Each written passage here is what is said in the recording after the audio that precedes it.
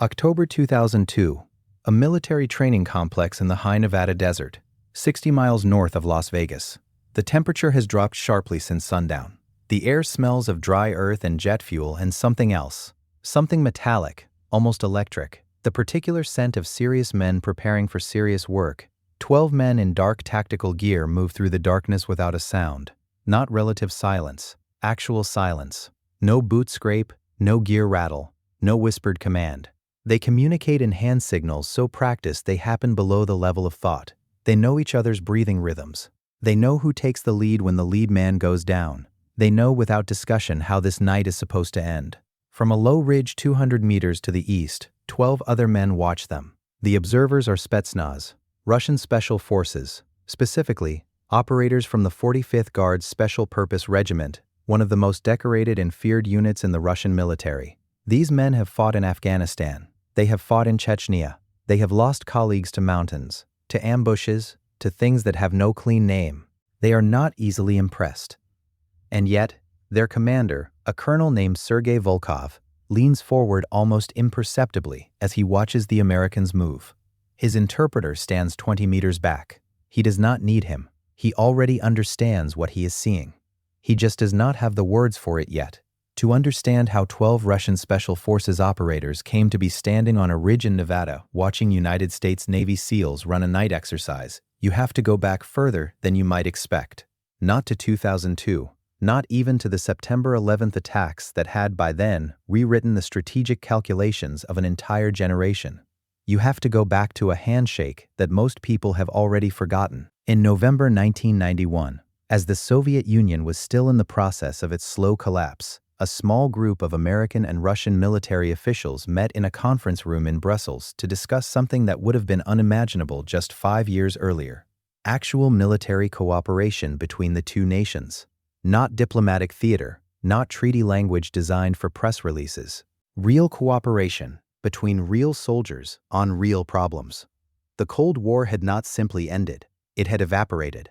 40 years of mutual preparation for nuclear annihilation, of proxy wars, of intelligence operations that consumed billions of dollars and entire careers, gone in what felt, in retrospect, like a single season. And in the space that the Cold War had occupied, new threats had moved in: terrorism, proliferation, failed states that harbored neither ideology nor restraint. For the Americans, cooperation with Russia was part logic and part gamble. Russia's Spetsnaz had capabilities the United States respected and did not fully understand. They had operated in terrain, the mountains of Central Asia, the republics of the Caucasus, where American forces would soon be fighting.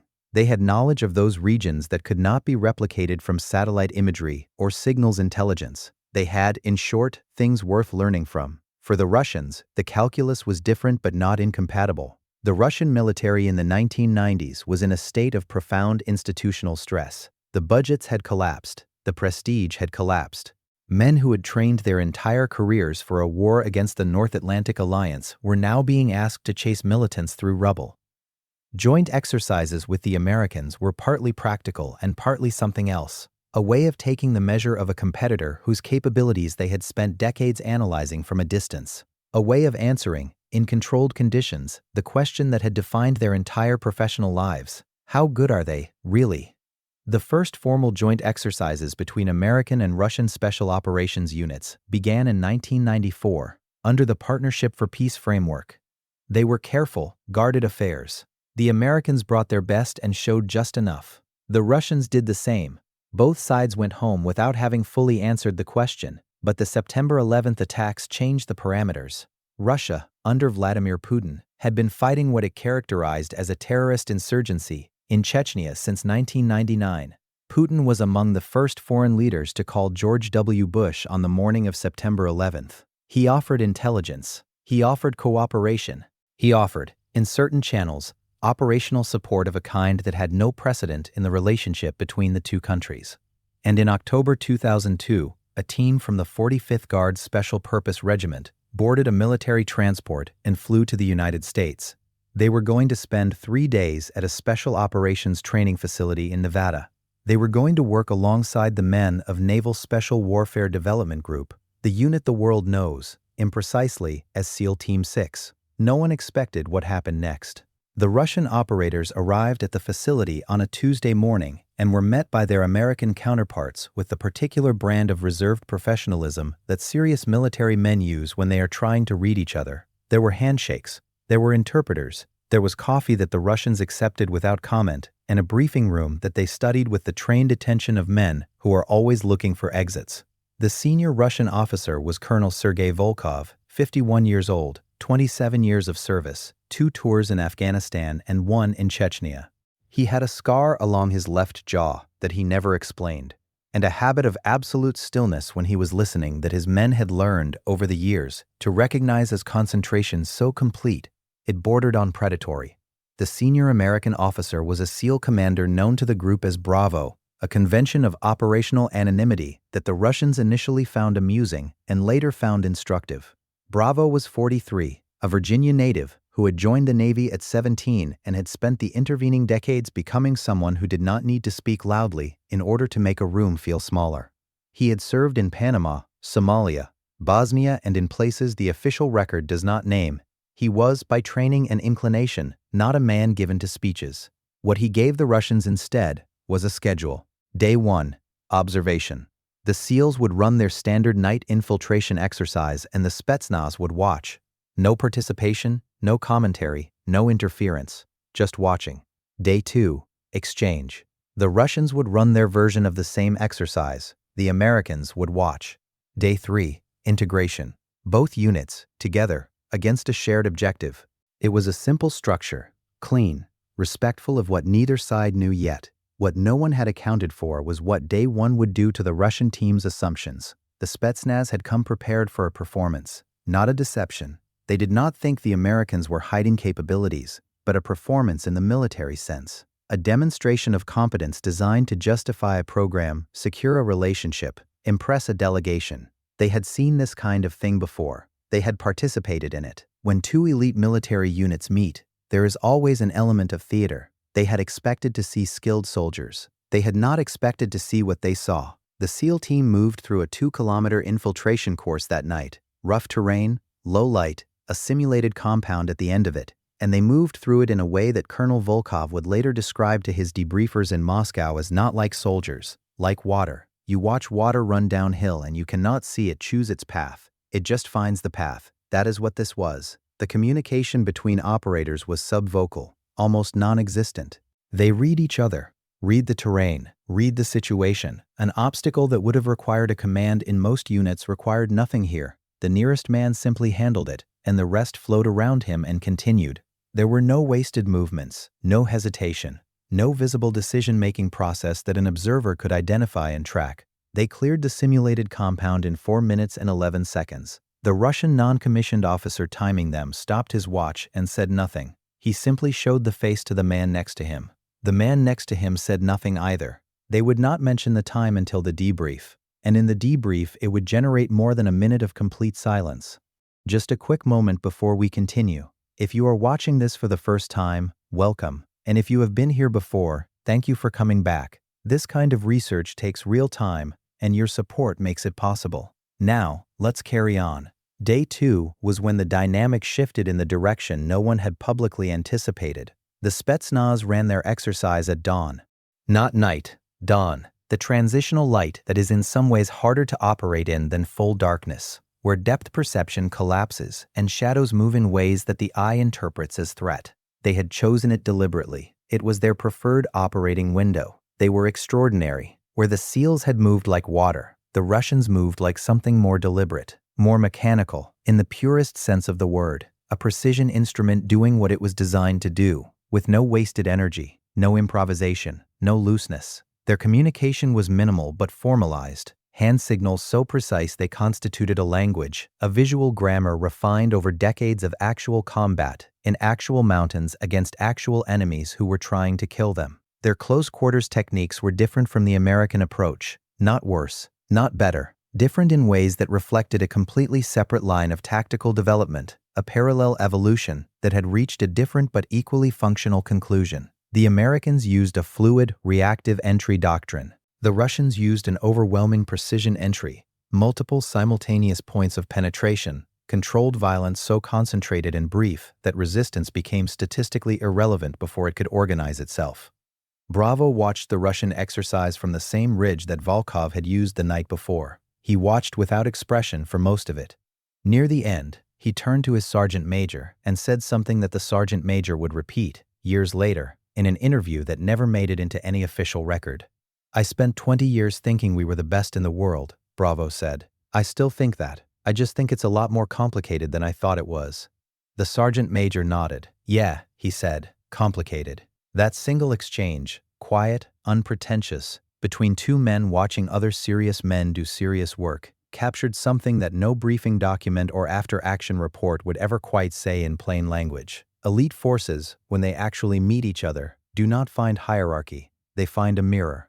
Day 3 was when the two units were integrated into a single team for the first time, and the results were not what either side had predicted.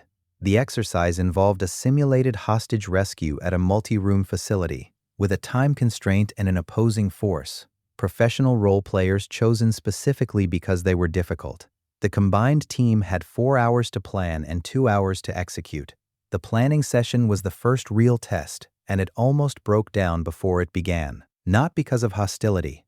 The men in that room had been watching each other for 2 days, and what they felt, across the language barrier, was closer to mutual respect than anything else. It broke down because of methodology. The Americans planned laterally, a high-speed collaborative process where multiple options were considered simultaneously, discarded quickly, and synthesized into a final approach in under an hour. The Russians planned sequentially, one option, analyzed completely before the next was considered. Neither method was wrong.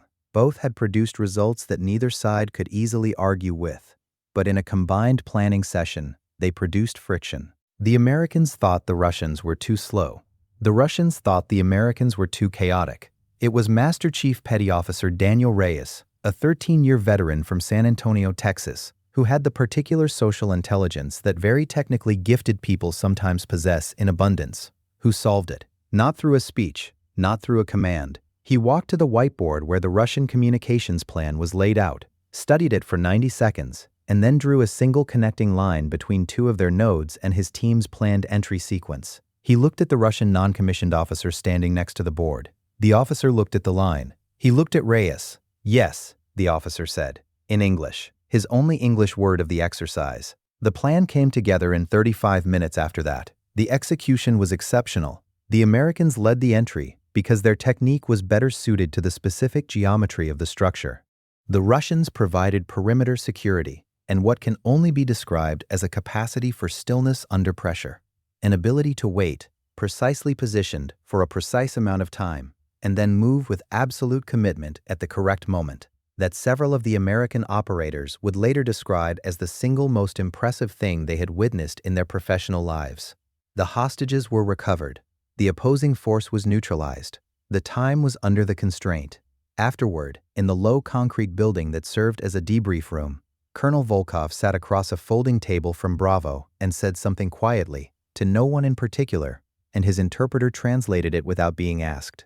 "These men," Volkov said, "are not soldiers the way I was taught to use that word." He paused, long enough that several people in the room looked up.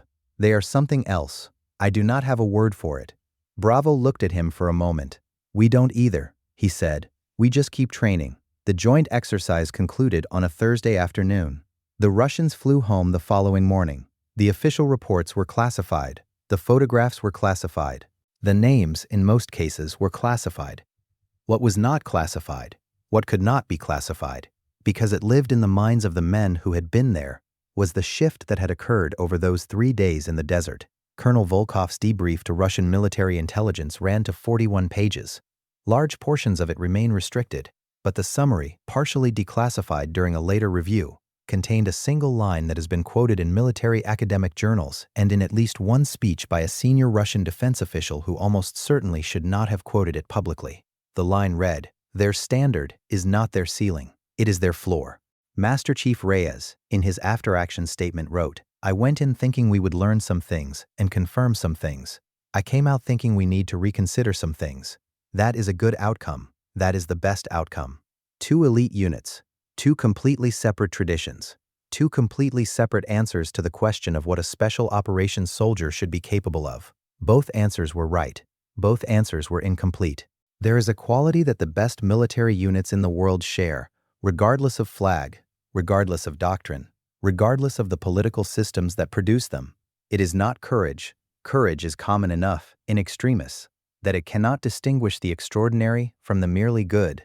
It is not physical capacity, though the physical demands of special operations selection are designed to eliminate everyone for whom excellence is an aspiration rather than a baseline. It is something harder to name, something that functions like awareness, not tactical awareness, though that is present too, but a deeper kind of awareness, an awareness of the system, of how each individual action connects to every other, of how a team in motion is not a collection of individuals, but a single organism, and how that organism either breathes or it does not. And if it does not breathe, all the individual skill in the world will not save it. The SEALs that Colonel Volkov watched move through the Nevada desert that October night had that quality. So did his own men. What made those 3 days remarkable was not the discovery of superiority, it was the discovery of parallel mastery. Two nations had spent decades building the perfect soldier. They had done it independently, in secret, through entirely different processes, guided by entirely different philosophies, and they had arrived, if not at the same answer, then at two answers of equivalent weight.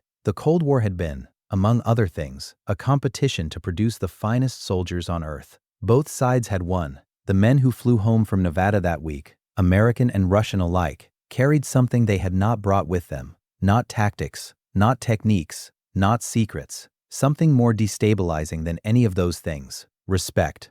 Not the diplomatic kind, not the kind written into press releases and treaty preambles. The other kind, the kind that only passes between men who understand, at a cellular level, what it costs to do what the other man does. Daniel Reyes, back home in Virginia Beach 3 days later, was asked by his wife how it had gone. He thought about it for a moment. Different, he said. Good different. She waited for more. He shook his head, not from reluctance but from the honest difficulty of putting it into words. I came back thinking bigger, he said finally.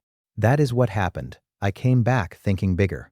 Colonel Volkov, back in Moscow, said something to his assembled regiment that one of his officers would repeat for years afterward. We went to see what the Americans were, Volkov said. We found out what we are. He paused. It was worth the trip. What the Spetsnaz found in the Nevada desert was not a lesson in American dominance. It was evidence that the path his men had walked, the grueling, costly, unsparing path of genuine excellence, had led somewhere real. That the sacrifice was not incidental to the achievement. That the achievement was the sacrifice. Some lessons you cannot learn in a classroom. Some things you cannot understand until you have stood on a ridge in the dark and watched men you were taught to see as adversaries move through the night with a grace that you recognize. Because it is the same grace you have spent your entire life trying to earn. That is what one night with the Navy SEALs gave the Russian Spetsnaz, and what the Spetsnaz, in return, gave the SEALs. The question of who was better was never answered that week in Nevada. It was the wrong question.